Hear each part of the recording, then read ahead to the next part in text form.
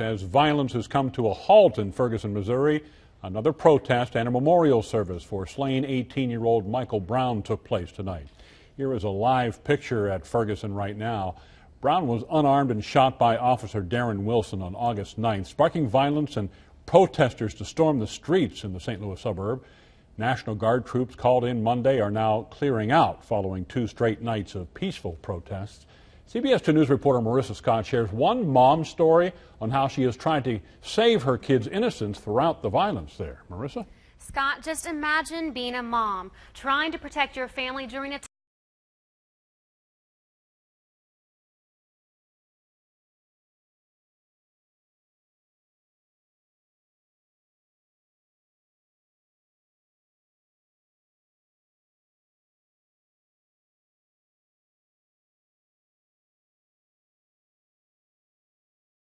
night. Lisa Chabot grew up in the Hawkeye State, living most of her life in Bennett. But little did she know her city would make national news when she moved there 20 years ago. We don't usually have things like that here. Ferguson still is a beautiful community. She says despite the violence, she chooses to live there because of the people. I know all my neighbors. I love all my neighbors. My friends all live within 2 blocks of each other. But living in the middle of a horror movie hasn't been easy. Starting to get back to normal.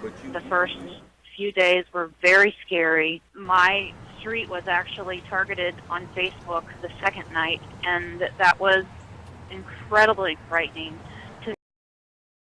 Was quote-unquote out to get us. That's not all. Lisa says the violence has taught their family to stick together, and she won't forget witnessing her 2 teenagers sleeping in the same room, something they never do. Took a little bit of their innocence away. Lots of nights of very little sleep because we were just unsure of what was going to happen. With the violence calming down, there are reports students will start school Monday, a routine Lisa says her kids are eager to start. They want things to be back to normal. And a sign that things are heading in the right direction. Michael Brown's parents say they want Officer Wilson arrested.